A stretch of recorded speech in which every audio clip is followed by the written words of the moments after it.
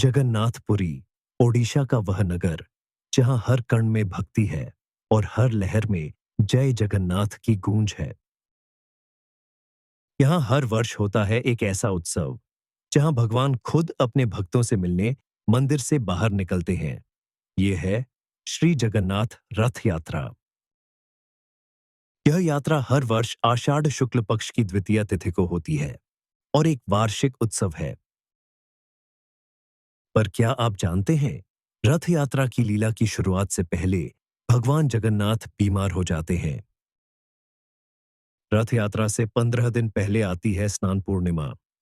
इस दिन भगवान जगन्नाथ, बलभद्र और सुभद्रा जी को 108 पवित्र कलशों से स्नान कराया जाता है।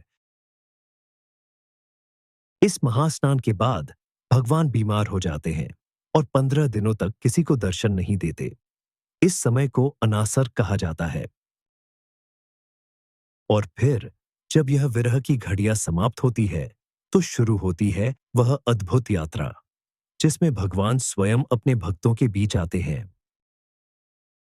करीब 11 दिनों तक चलने वाली इस भव्य रथ यात्रा में हर दिन का अपना एक महत्व है। आइए अब एक एक करके जानते हैं कि रथ यात्रा के हर दिन में क्या विशेष होता है। इस दिन तीनों भगवानों को मंदिर से बाहर लाने की रस्म होती है, जिसे कहते हैं पाहंडी यात्रा। हजारों भक्त जय घोष करते हैं, जय बलभद्र, जय सुभद्रा, जय जगन्नाथ। बलभद्र जी विराजते हैं ताल ध्वज रथ पर, सुभद्रा जी विराजती हैं दर्पदलन रथ पर और जगन्नाथ जी विराजते हैं नंदीघोष रथ पर। पुरी के राजा स्वयं आकर सोने की झाड़ू से रथों की सफाई करते हैं।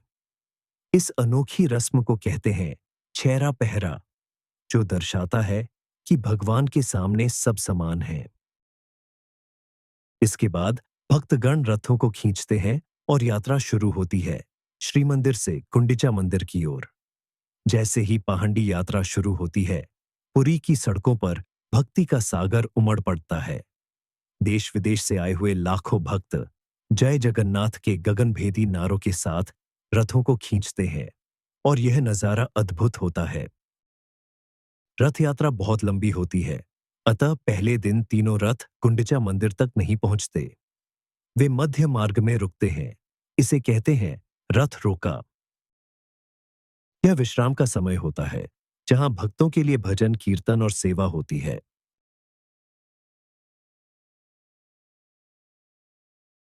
दूसरे दिन रथ फिर खींचे जाते हैं और भगवान गुंडिचा मंदिर पहुंचते हैं, जिसे भगवान की मौसी का घर कहा जाता है।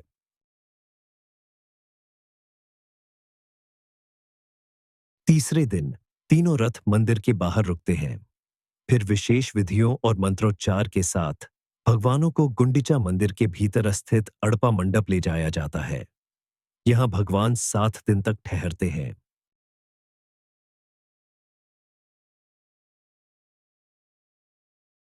भगवान के आगमन के बाद यहाँ विशेष पूजा, भोग और संगीत सेवा होती है।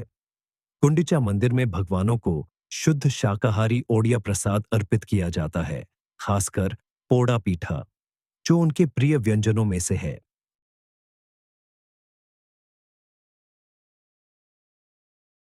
इस दिन माता लक्ष्मी को ज्ञात होता है कि भगवान बिना बताए मौसी के घर चले गए हैं। वह गुंडिचा मंदिर पहुंचती है और रथ का एक भाग तोड़ देती है, यह दर्शाने के लिए कि उन्हें नजरअंदाज करना सरल नहीं। इस लीला को कहते हैं हेरा पंचमी, जो प्रेम का प्रतीक है।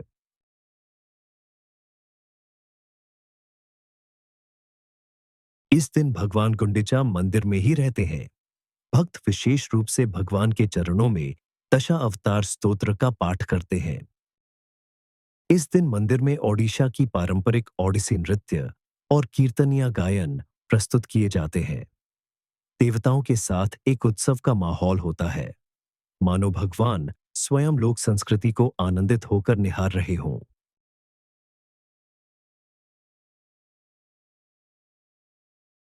8वें दिन गुंडिचा मंदिर में अंतिम पूजा होती है। भगवान को विदाई दी जाती है और रथों की वापसी यात्रा की तैयारी होती है। इस दिन दक्षिण मोड़ा विधि संपन्न होता है। दक्षिण मोड़ा का अर्थ है दक्षिण की ओर मुड़ना। तीनों रथों को घुमाकर मुख्य जगन्नाथ मंदिर की दिशा की ओर किया जाता है। यह मुड़ना एक विशेष विधि है जो देवताओं की गुंडिचा मंदिर से उनके मूल स्थान पर वापसी यात्रा की शुरुआत करता है।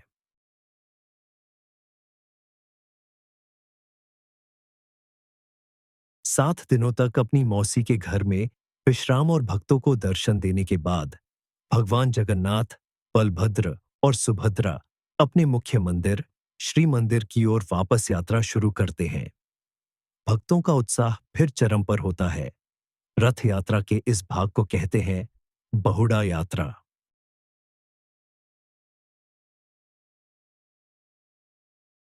इस दिन तीनों भगवान अपने अपने रथों पर ही रहते हैं। भगवान बलभद्र, सुभद्रा और भगवान जगन्नाथ को सोने के मुकुट, बाजूबंद, हार और अन्य आभूषणों से सजाया जाता है।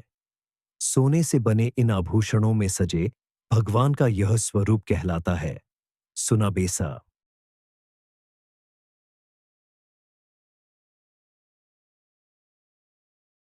आखिरी दिन भगवान श्री मंदिर में लौटते हैं, लेकिन द्वार बंद होते हैं। माता लक्ष्मी द्वार नहीं खोलती और भगवान को शांत भाव से उन्हें मनाना पड़ता है।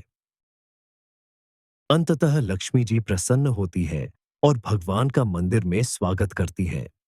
यह दिन कहलाता है नीलाद्रि विजय और यहां संपन्न होती है भगवान जगन्नाथ की रथ यात्रा। ये रथ यात्रा केवल परंपरा नहीं, यह मनुष्य और ईश्वर के बीच का एक जीवंत संवाद है। यह समानता और समावेशन का त्योहार है। रथ यात्रा के दौरान भगवान मंदिर से बाहर आते हैं, जिससे हर कोई जाति, पंथ या सामाजिक स्थिति की परवाह किए बिना उनके दर्शन कर सकता है और रथों को खींचने में भाग ले सकता है।